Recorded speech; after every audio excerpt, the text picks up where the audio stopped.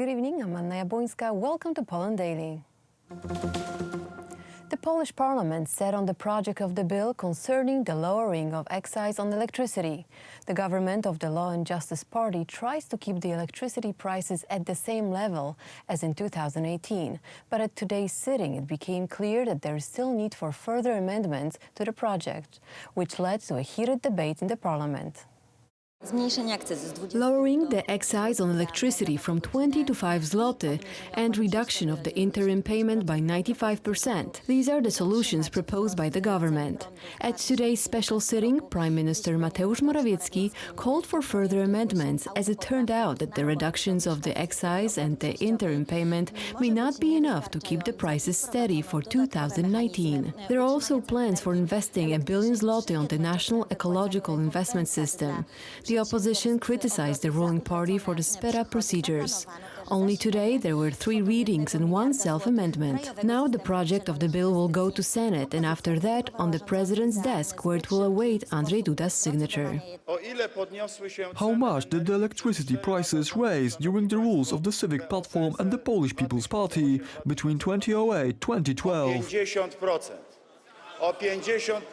By 50%. The energy prices went up by 50% for regular households.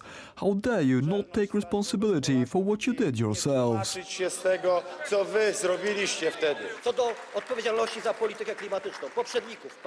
About the responsibility for previous years, Mr. Prime Minister, today you suddenly got enlightened that raising the electricity prices by couple dozen% on the election year is not such a great idea.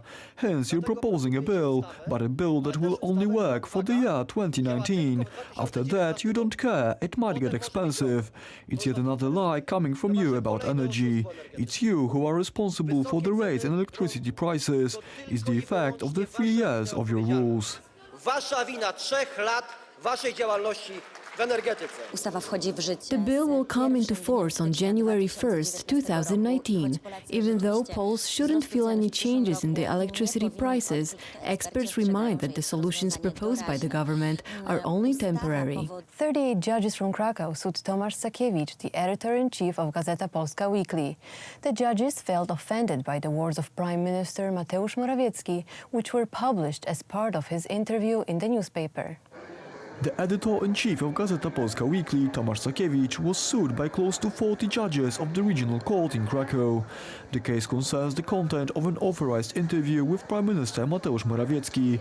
When addressing the situation around the Krakow court, the head of the Polish government called it, quote, an organized crime group. The judges of the Krakow Regional Court demand the retraction from Tomasz Sakiewicz. None of the judges who sued me were mentioned in the text. None of them even works in the said court. They are just judges from Krakow, and they think they can sue an editor-in-chief of a newspaper, drown the case in garbage. This is a terrible attack on the freedom of speech in Poland.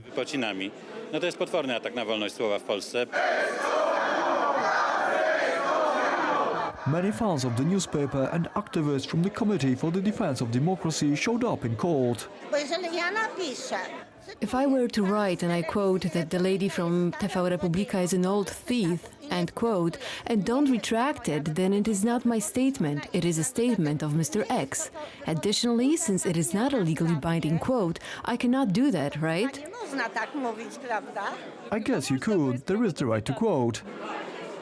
Right, I am not very fluent in press law. I don't really know how it works. It is atrocious, absolutely horrendous. They are defending the constitution, the one from 1953, the Moscow one, certainly not the Polish constitution.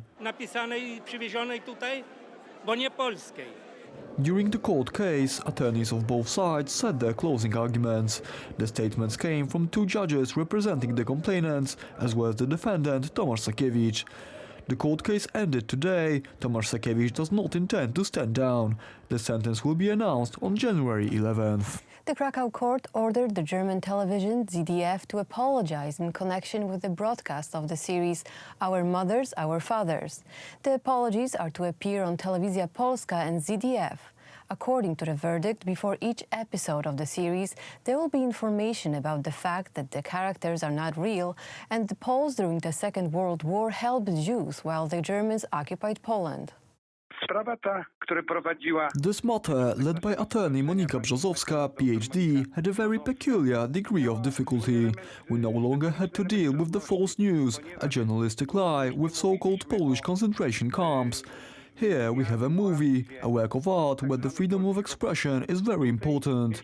The court had to decide where the freedom of expression ends and where a brutal lie comes into the picture.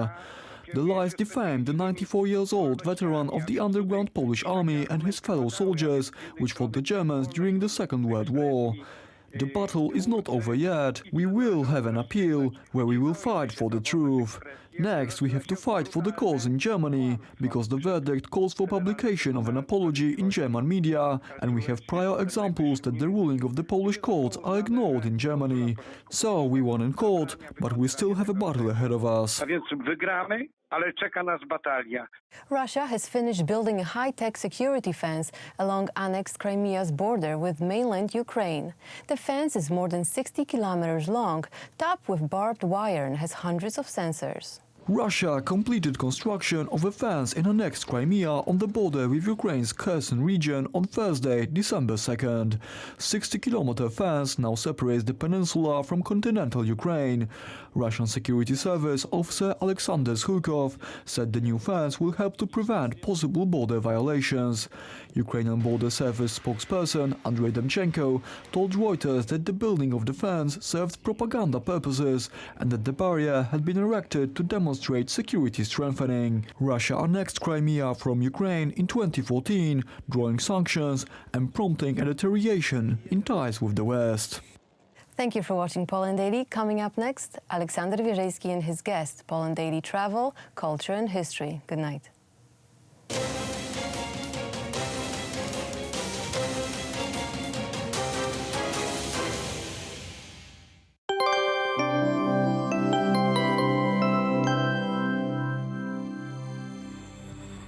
Welcome to Poland Daily Weather.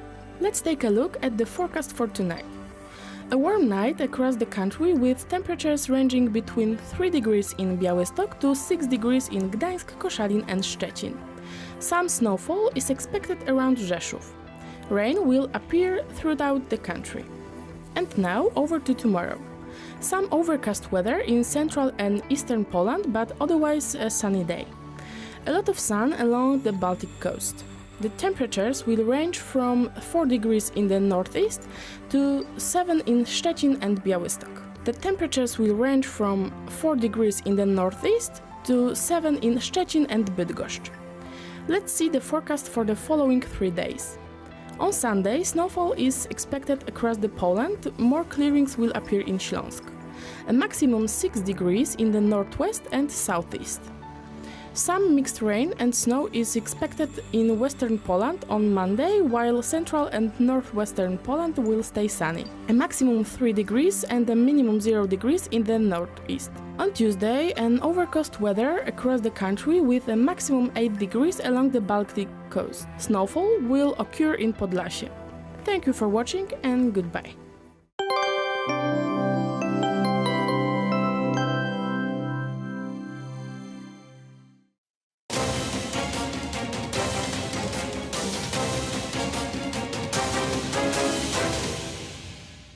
Poland Daily interview for tonight.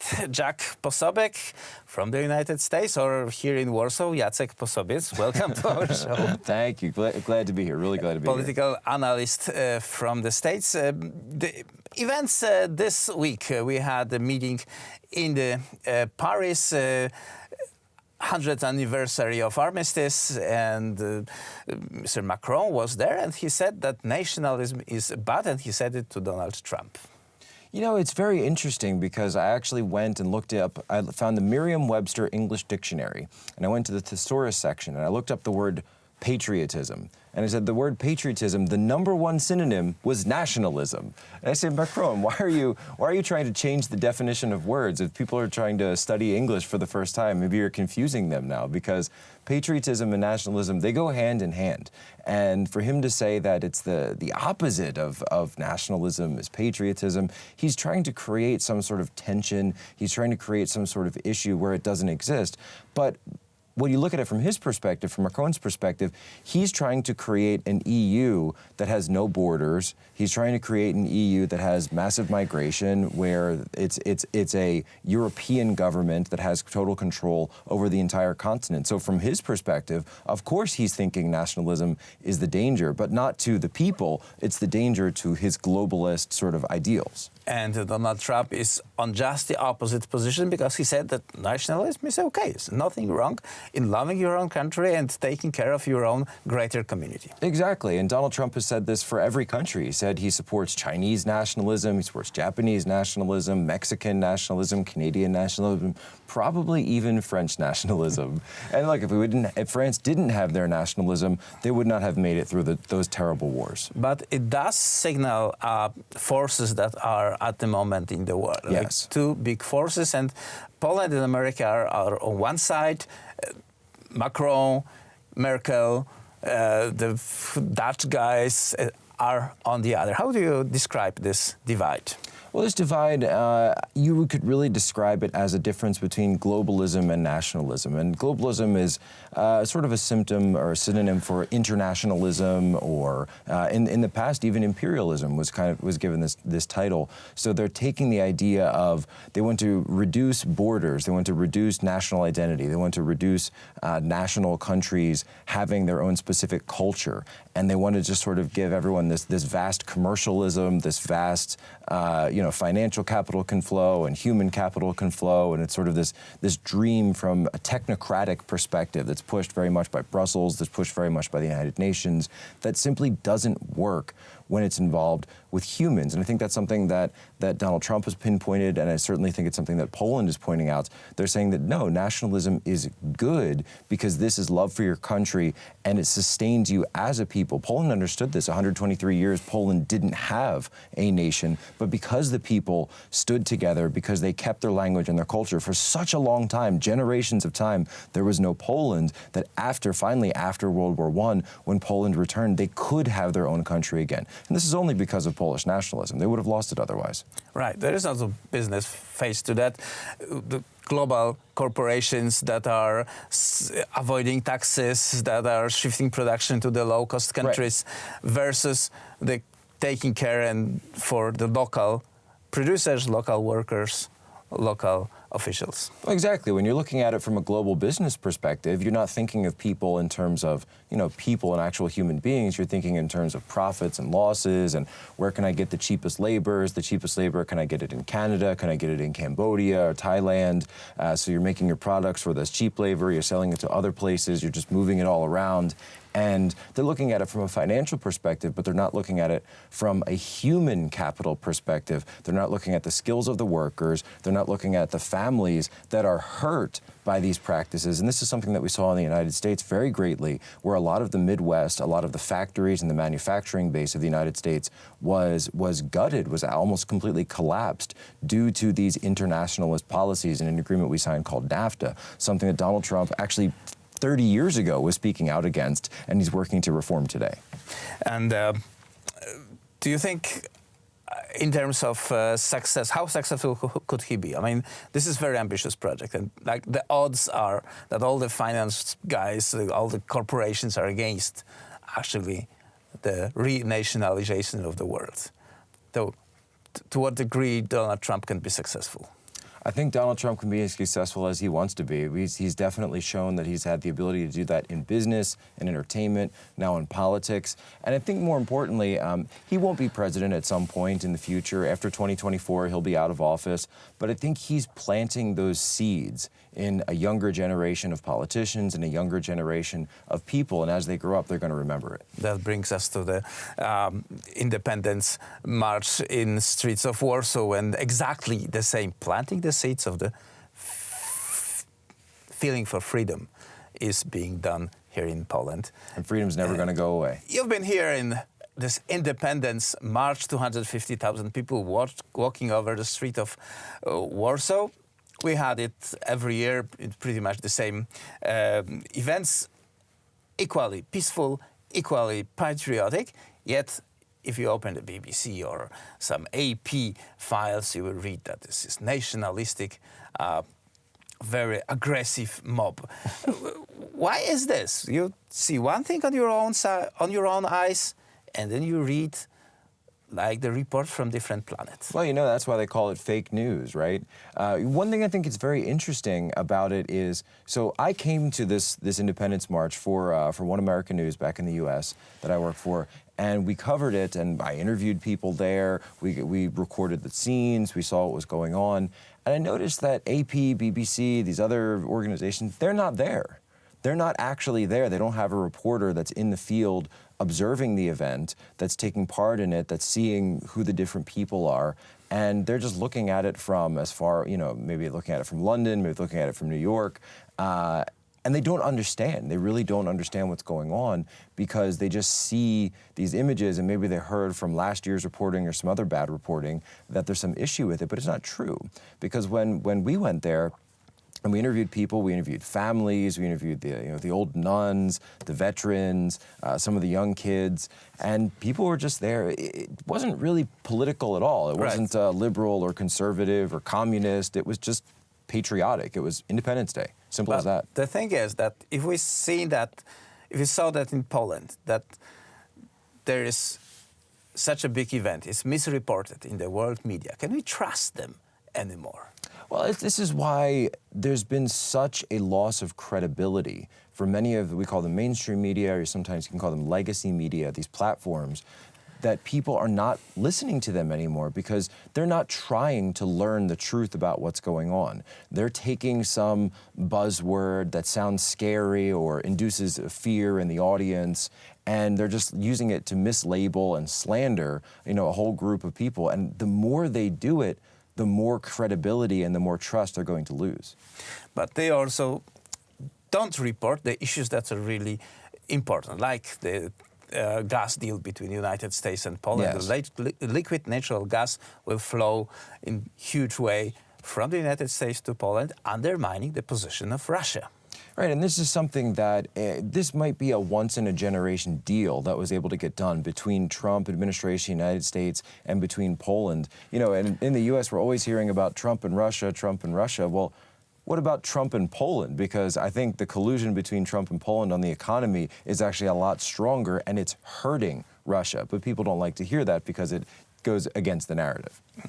We have a new ambassador here from the United States, Georgette Mosbacher. Who is she? So Georgette Mosbacher, I don't know her personally very well, but I know that she's been involved very much in the U.S. She was part of an international organization there. She's also been involved in U.S. business for a long time. So from what I understand is that she's very interested in helping focus on the economic relationship between the U.S. and Poland. And it remains to be seen, but we might find out if she's going to help with a military relationship as well, whether we're going to get some U.S. troops to be stationed at Fort Trump here in Poland, or maybe see some more deals for the military equipment. Well, this is another important focus why the United States would see that securing Poland by the relatively large American bases will be a good thing for United States. Well, one thing that I think a lot of Americans haven't heard yet is that Poland has offered to build these bases, and Poland has offered to pay for the construction of these bases. You know, people are used to it being done the old way, where the U.S. just pays for everything. They're paying through the nose, as Donald Trump will say, for many opportunities for Germany, for South Korea, for Japan, where the U.S. has many bases. But for Poland, the Polish government has actually offered to build that base, and then the U.S. troops could be stationed there. It would cost way less than Germany. The cost of living is far less, and that people would be much more welcoming, I think, of Americans and U.S. soldiers here because they understand they're here for a defense of Poland. And I think number three, of course, it goes back to the Russia situation. Vladimir Putin does not want to see U.S. troops in Poland. That's clearly against everything. It's going to drive him crazy. And so for people to think that Trump and Putin are working some secret deal together, I don't think Putin would like to see that. Right. This collusion is with Trump and Poland is something That's that the we would collusion. like to That's see. the real collusion. Jack Posobiec, thank you very much, sir, for coming to our studio. And that was it for Poland Daily Business tonight.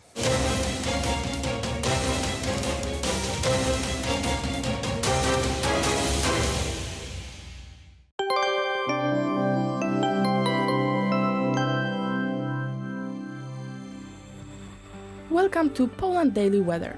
Let's take a look at the forecast for tonight. A warm night across the country with temperatures ranging between 3 degrees in Białystok to 6 degrees in Gdańsk, Koszalin and Szczecin. Some snowfall is expected around Rzeszów. Rain will appear throughout the country. And now over to tomorrow. Some overcast weather in central and eastern Poland, but otherwise a sunny day.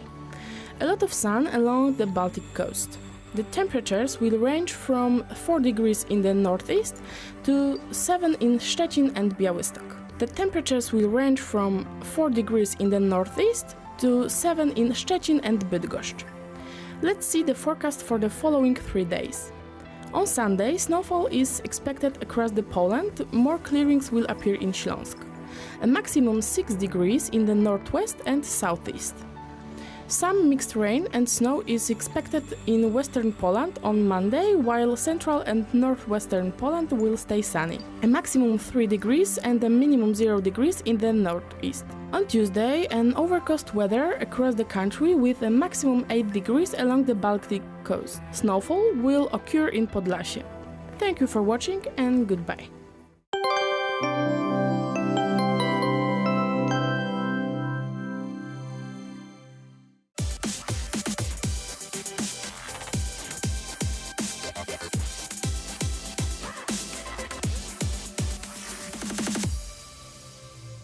Welcome to Poland Daily Culture. Today's episode comes from Potocki Palace.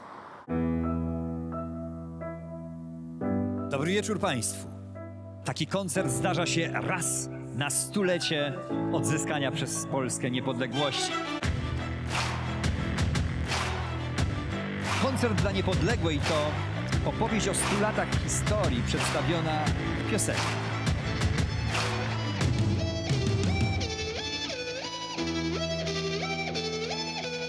Naród, który traci pamięć, przestaje istnieć. To słowa Józefa Piłsudskiego. Dlatego będziemy dziś wspominać momenty bolesne, ale będziemy się też radować. Będziemy się cieszyć z tego, że Polska spełniła nasze marzenia. Spełniła marzenia wielu pokoleń naszych rodaków.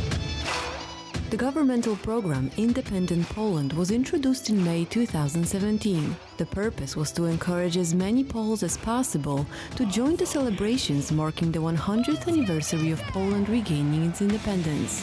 Throughout Poland, there were 600 national projects and a further 270 international events. One of the 3 largest events commemorating the event was in the capital city Warsaw, a concert Independent Poland held at the National Stadium PGE Narodowy.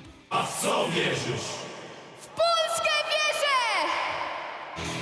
The official state celebrations at the Tomb of the Unknown Soldier in Warsaw were followed by the Independent Poland Sings the National Anthem campaign, the joint singing of Dąbrowski z Mazurka.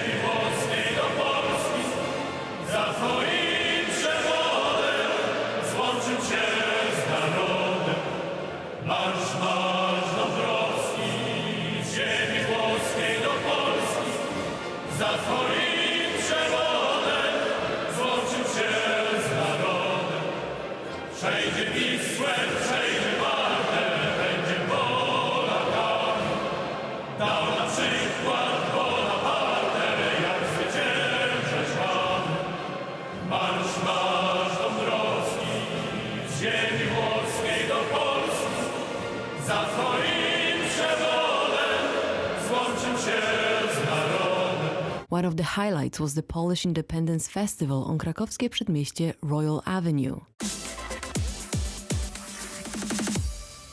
Film Niepodległość.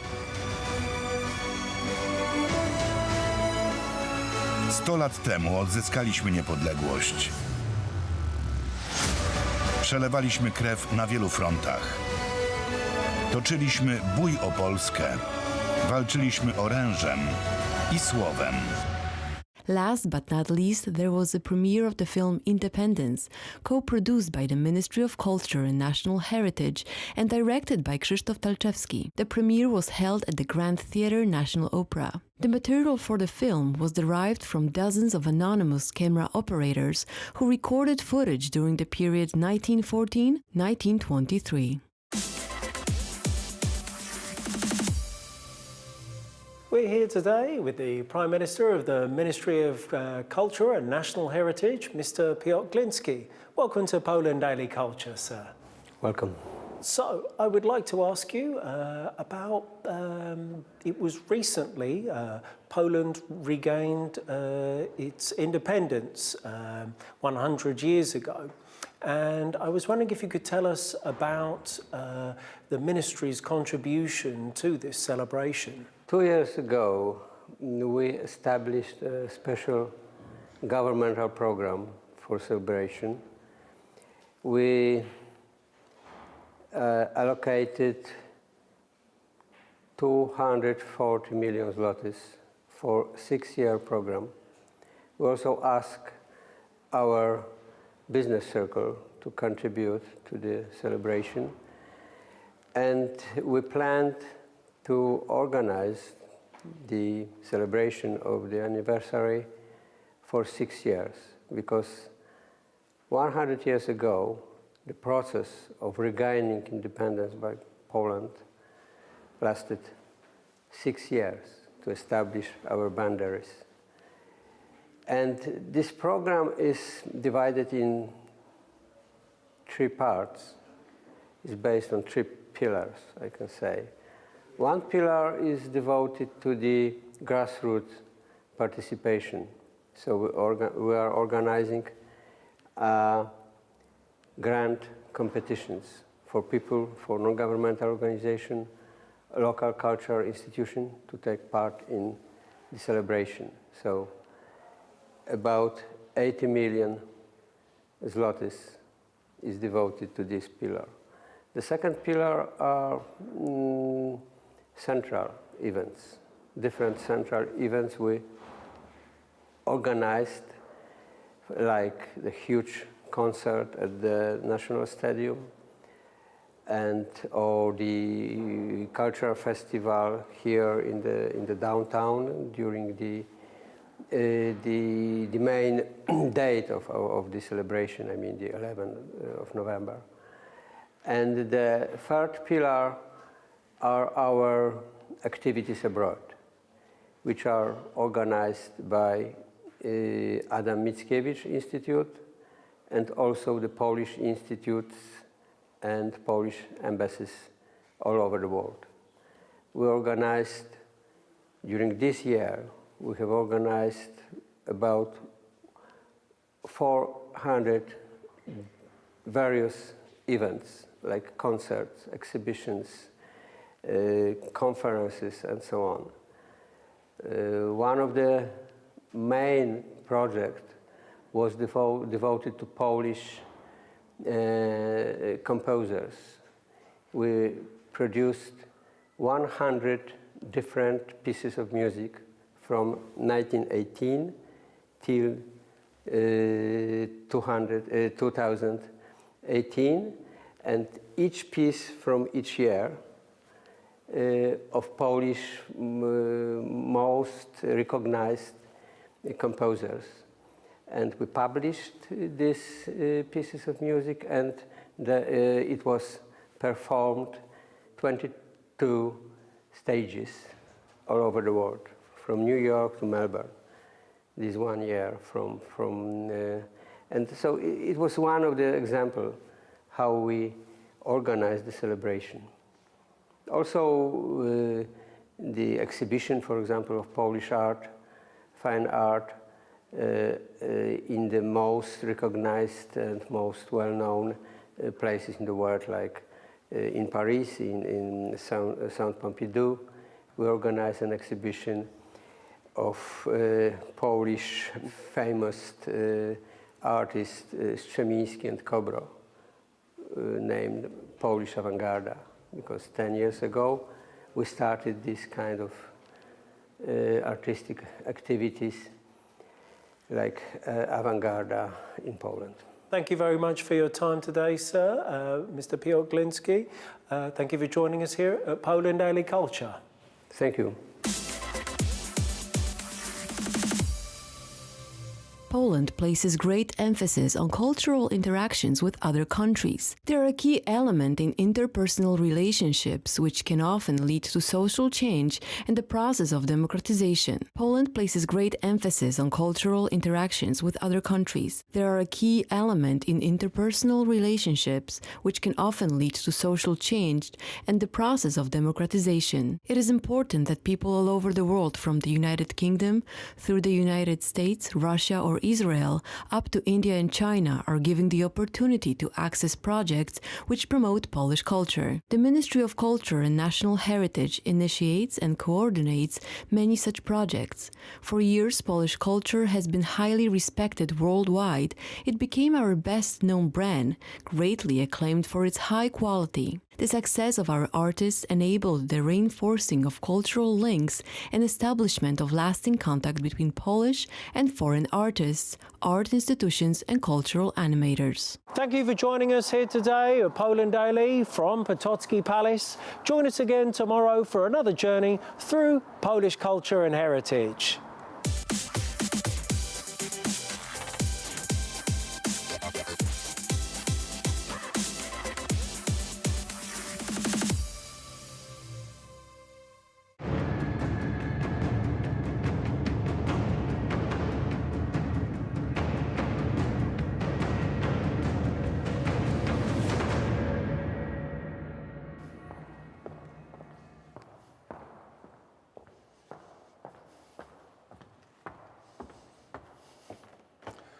Hi, I'm Phil Goss with Poland Daily. We're here at the Royal Castle in Warsaw today to talk to the historian and the curator, both responsible for the exhibit Znaki Wolności, or Signs of Freedom. Dr. Jabłońka, tell us, after the war and into the Cold War, how did resistance continue among Poles? Poles understood that armed resistance was impossible at this moment, so they decided that the only way the system could change would be from within. And such a movement appeared. It was closely linked to the similar movements in Western Europe. What I have in mind is the student movement of 1968, which erupted onto the scene on March 8th, International Women's Day, which is widely celebrated in our country. On that day, students took to the streets against censorship and lies. It evolved very quickly from a local movement into a national one, and it developed into a protest against dictatorship as such in our country. Unfortunately, it must be said the students were defeated, but I remember personally as a young student skipping classes to be able to take part in such demonstrations. The continuation of the movement can be seen in the eruption of social protests in 1970, started by shipyard workers in Gdańsk and later spreading to Gdynia and Szczecin. This also happened in the month of March, and on the night between March 13th and 14th, the shipyard workers went out on a strike. After that, people took to the streets and stormed the regional headquarters of the Communist Party in Gdańsk and set it ablaze as a sign of protest. So tell me, what types of organizations came about as a result of these various organized protests? So starting in the year 1970, you can say that a bloodless uprising started. It was spontaneous to its character and had no real leadership. First, after some time, so-called social resistance committees were formed, and the most famous one was the Workers' Defense Committee, also known as KOR. działacze angażowali się w pomaganie. Its activists helped those workers, authentic workers from mines and factories who were persecuted by the communist regime. It was necessary to help the families of the workers with food and money, since their jobs were taken away from them as they were sent to prison. In the way, solidarity between people was W created. ten sposób zawiązała się solidarność międzyludzka, jak sobie nawzajem pomagać. They quickly worked out ways to help each other. If there was a larger protest action, then from the early morning some man or farmer from the countryside would show up and say, "Is this the place where I was supposed to provide some fresh meat?" Świeże mięso. Już wiedzieliśmy, że będzie. Things like these made it clear to us that our little uprising was about to begin. This is how, after the turbulent year of 1976, we arrived at the massive eruption of Polish solidarity in the year of 1980. Thank you, Dr. Jabłonka. Through April 2019, 3 floors of the Warsaw Royal Castle will be dedicated to the exhibition Signs of Freedom. Using a mix of photos, paintings, videos, and sculptures, the exhibition lets visitors see the Polish struggle for sovereignty from a new perspective. We are about to talk to exhibition curator Professor Łukasz Kosowski about the turbulent years between 1968 and 1976, a time in which the resistance against the communist regime was starting to pick up steam. Speaking again today with Dr. Łukasz Kosowski, curator of an exhibit regarding Poland's reaches for freedom and independence. The exhibit is here at the Royal Castle in Warsaw. Dr. Kosowski, when we move forward in time to the 1970s, we see Poland with a few more episodes of rebellion. First, 1970 in Gdynia and Gdańsk, and secondly, 1976 in Radom. Explain to us what happened and how do you show that in your exhibition?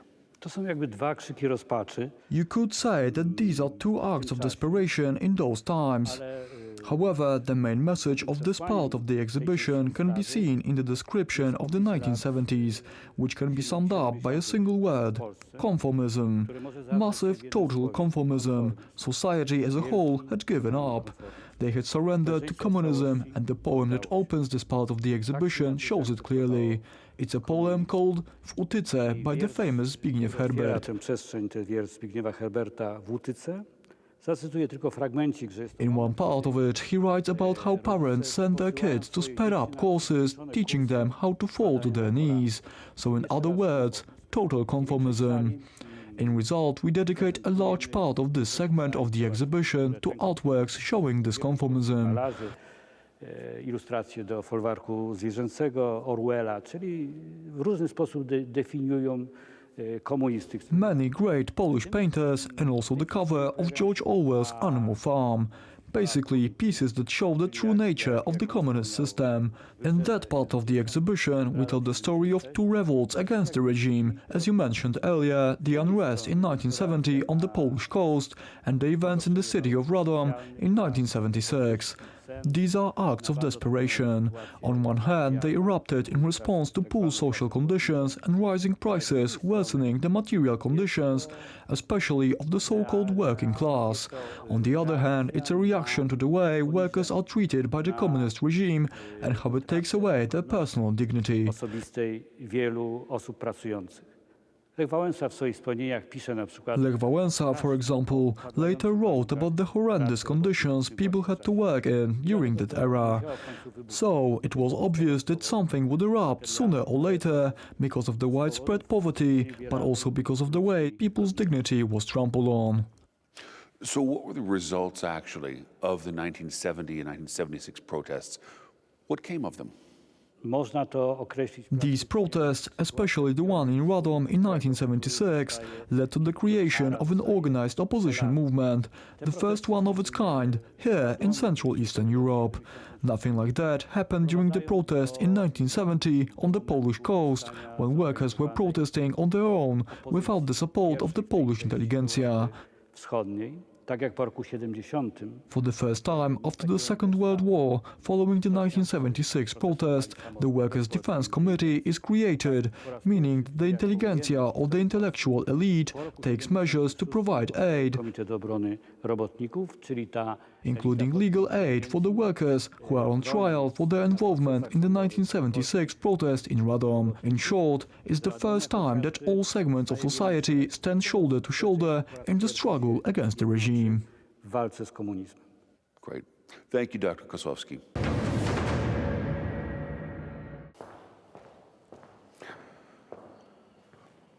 We've seen some of how Poland has struggled for freedom in the 20th century. Join us next time here at Poland Daily. I'm Phil Goss.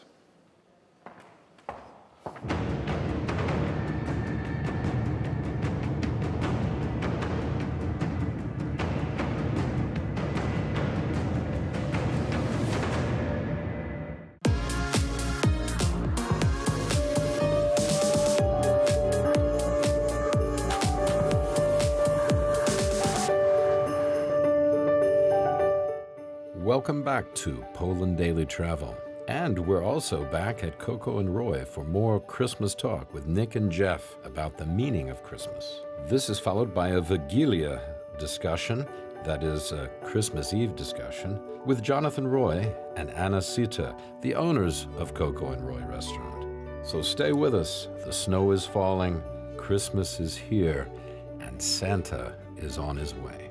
Poland Daily Travel, we're here for you. Welcome back to Poland Daily Travel. This is the last episode of our Christmas extravaganza. In this episode, we'll find out if the first star appears on a cloudy day. Custom says no one eats until the star is spotted. Then we'll round off our conversation with Jonathan Roy and Anna Sita of Coco and Roy Restaurant. Yes, we'll be talking all things Vigilia. That's Christmas Eve. And at the end, we'll round things off with a trip back to the old town of Warsaw, where Christmas is everywhere. Poland Daily Travel.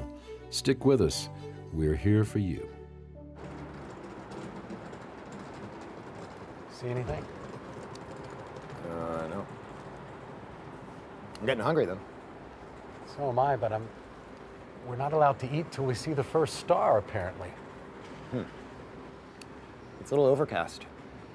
Oh yeah, I forgot about that. We might not see any stars. I could be standing here till tomorrow.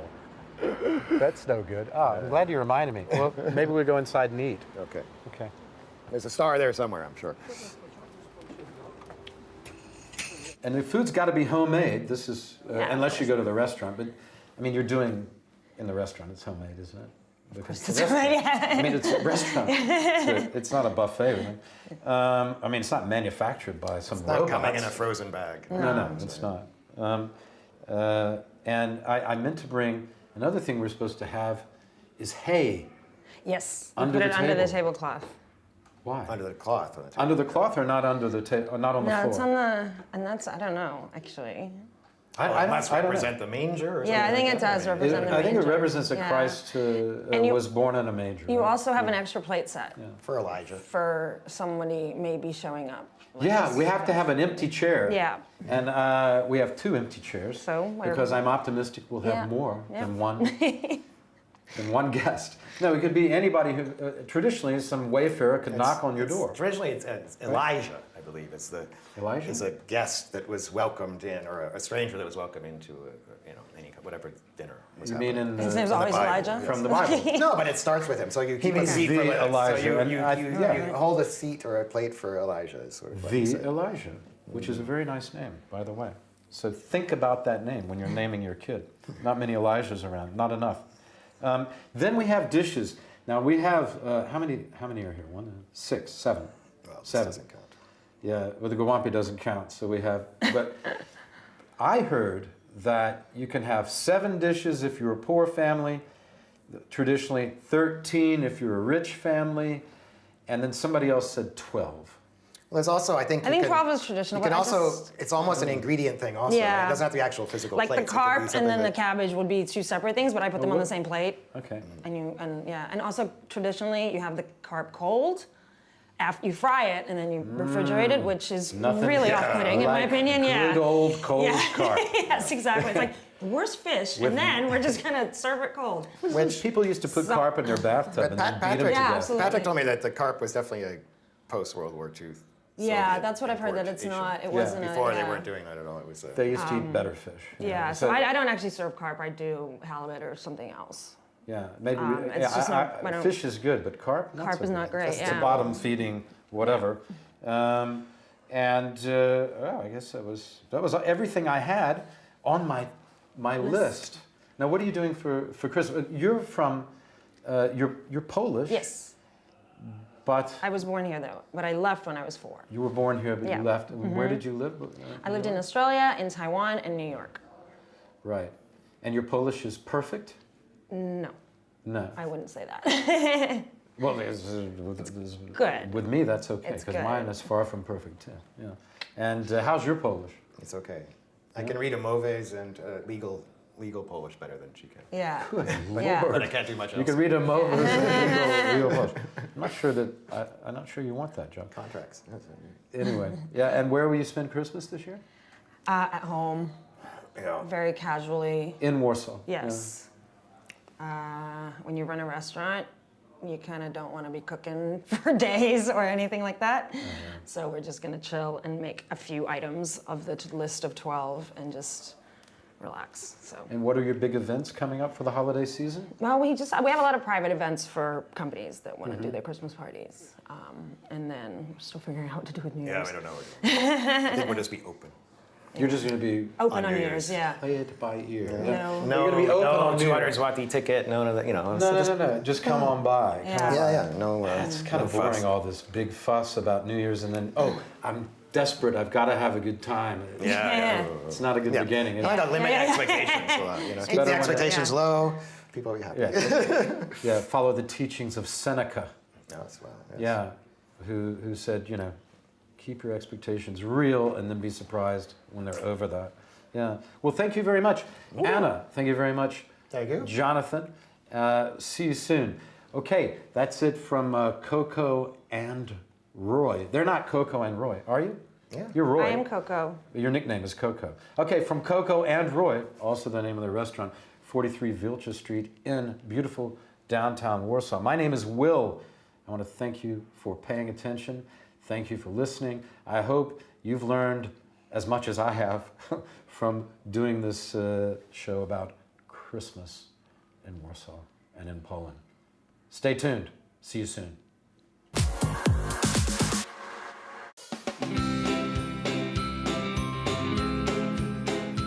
And so what is Christmas? What's the real meaning? It's about 3 friends walking down the street in an ancient city. It's about remembering friends and family. It's a time for exchanging gifts. It's a time for breaking bread together. As you taste, for example, a gingerbread biscuit, the memories come flooding back. It's a time to reflect on where we have been and where we are going.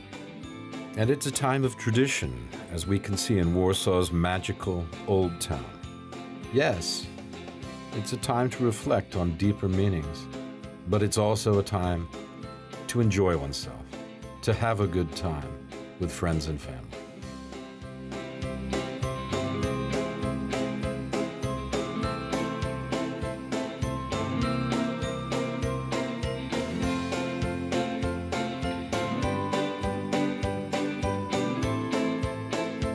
This is the last episode.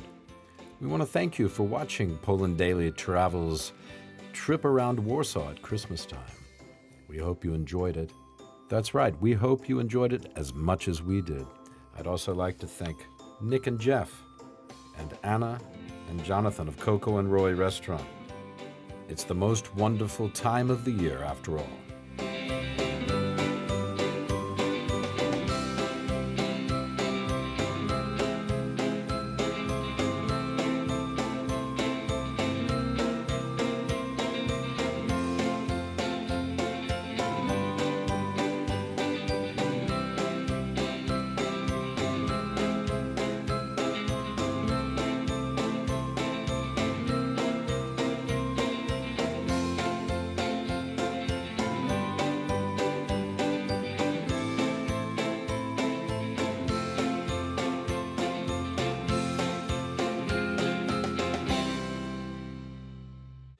And so we bid you goodbye from the beautiful old town of Warsaw, where winter things are happening. My name's Will, and this is Poland Daily Travel. Thanks for taking the trip with us. We're here for you. Stay with us as we bring you more exciting shows from Warsaw and around Poland. And happy, happy holidays to each and every one of you.